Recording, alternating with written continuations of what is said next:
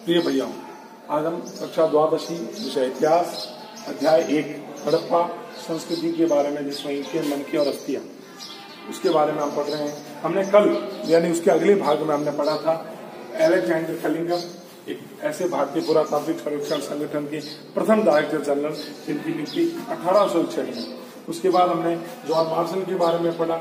John Marshall जिनकी नवीन खोजों के कारण और विश्व के सामने सिंधु घाटी सभ्यता को प्रस्तुत करने के लिए काफी विख्यात्मक रही। वह भी भारतीय जनरल यानी भारतीय पुरातात्विक सर्वेक्षण संगठन के जनरल रहे और डायरेक्टर जनरल रहे, और वो रहे 1924 में। यानी इन दोनों के कार्यकाल की अगर मैं बात करूं तो बहुत सुंदर कार्यकाल रहा, जिन्होंने भारतीय सिंधु घाटी सभ्यता की बात करें तो सिंधु घाटी के बारे में बहुत अच्छी जानकारी विश्व के सामने हमने रखी। विश्व के सामने आज हम उससे आगे चलते हैं। ठीक है, आज हम उससे आगे चलते हैं।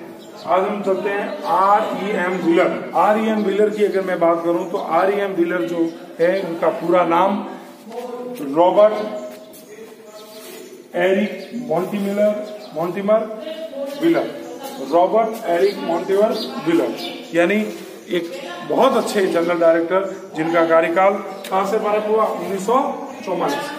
1944 के अंदर, यानी कहा जा सकता है कि 1921 और 22 दयाराम साहनी और राखलदास बनर्जी के बाद, यानी उन्होंने भारतीय पुरातात्विक सर्वेक्षण के में डायरेक्टर जनरल की बहुत अच्छी भूमिका निभाई।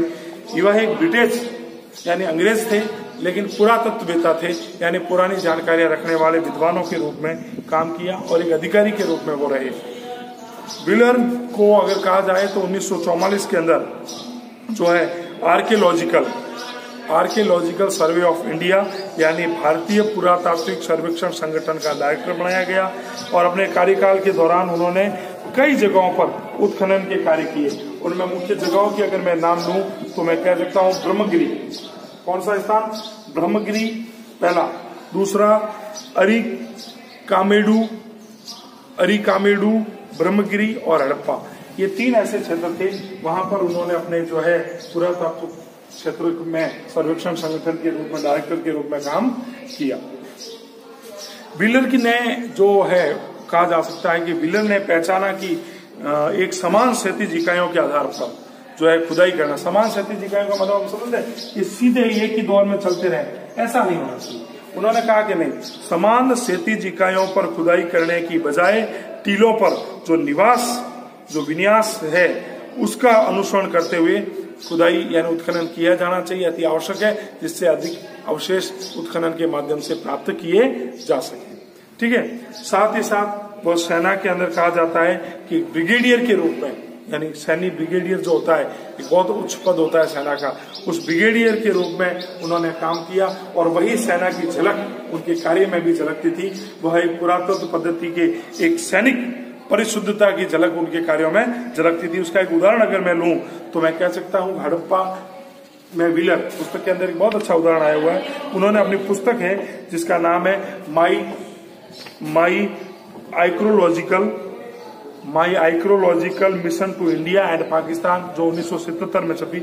उन्होंने उसमें लिखा है कि वो लिखते हैं कि आरंभिक पुरातत्वविदों कई बार साहस की भावना से कार्य करते हैं। व्हीलर ने अपने एक अनुभव में बताया कि मुझे याद आता है कि 1944 के अंदर बड़ी गर्मी का दिन था, बड़ा गर्म दिन था, और वहां से भी अपने इस क्षेत्र में, राजस्थान के क्षेत्र की अगर बात करें तो काफी गर्मी रहती है। पारा जो है वो 45 के करीब रहता है। तो उन्होंने अपनी पुस्तक में लिखा कि 1945 के अंदर 1944 में एक गर्म रात के पुरातात्विक सर्वेक्षण के नवनियुक्त डायरेक्टर, यानी कौन? वो खुद, क्या नाम था उनका? R.E.M. व्हीलर खुद जो है वो एक अपने मुस्लिम अधिकारी के साथ जो है हड़प्पा नामक एक छोटे से रेलवे स्टेशन पर आते हैं, और आसपास गहरे बालुओं से ढका जो है, और वो 3 मील टांगा यानी घोड़ा गाड़ी, उसके ऊपर चलते हुए अपने उस डाक बंगले जहां उनका निवास रखा गया था वहां वो पहुंचते हैं, और समीप पहुंचते हैं। और उनका जो सहकर्मी है, जो मुस्लिम अधिकारी था, वो काफी चिंतित हो जाता है, और वो चिंतित होते हुए कहता है कि ऐसी गर्मी में हम अपने काम को कैसे संपन्न करेंगे। तो डायरेक्टर जनरल और उनके अधिकारियों के बीच एक वार्तालाप में तय होता है कि सुबह 5:30 से लगाकर जो है 7:30 यानी 2 घंटे तक उन टीलों पर जाकर इस प्रकार के कार्य किए जाएंगे, क्योंकि आगे तापमान बढ़ जाएगा। ये उनकी पुस्तक का एक जो है उदाहरण है। और वो कहते हैं कि जब मैं इस काम करने के लिए हम सुबह 5:30 बजे गए, लेकिन उस काम की सीमा तय ही नहीं हो पाई। जो 7:30 बजे का समय तय किया था वो नहीं हो पाया, और वह काम जो है मेरे काम की ललक इतनी बढ़ती चली गई कि समय तय नहीं कर पाए। ऐसी स्थिति में मुझे ये डर था। ये कह रहे हैं, कौन कह रहे हैं? ये कह रहे हैं IEM व्हीलर कह रहे हैं कि मुझे ये भय था कि कहीं मुझे ये लोग सनकी ना मान लें।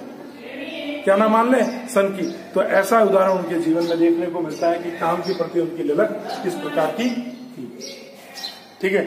अब अगर हम बात करें तो मैं कह सकता हूं कि हड़प्पा सभ्यता जो है, हड़प्पा सभ्यता की जो अध्याय है, हमने इस अध्याय को संपन्न किया, तो उसमें सबसे पहले हड़प्पा सभ्यता क्या है, हड़प्पा सभ्यता की खोज किसने की, हड़प्पा सभ्यता के वर्गीकरण के बारे में, हड़प्पा सभ्यता में मिलने वाली सामग्रियों के बारे में, जिसके माध्यम से जो है हड़प्पा सभ्यता की जानकारी मिली।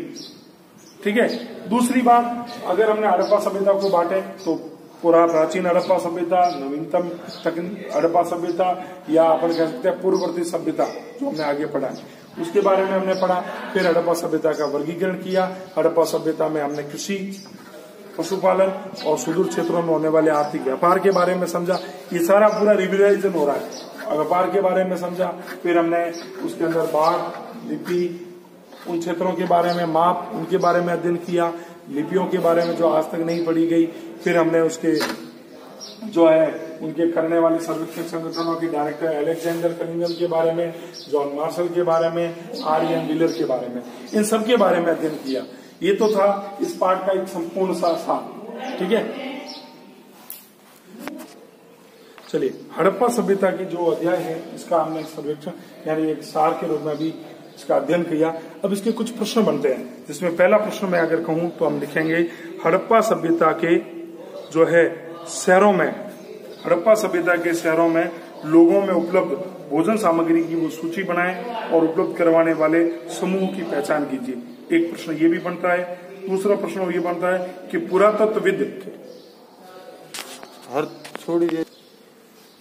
पुरातत्वविद हड़प्पाई व सामाजिक आर्थिक क्रियाकलापों या विभिन्नताओं का पता कैसे लगाते थे, वह कौन सी विभिन्नताओं को ध्यान देते थे।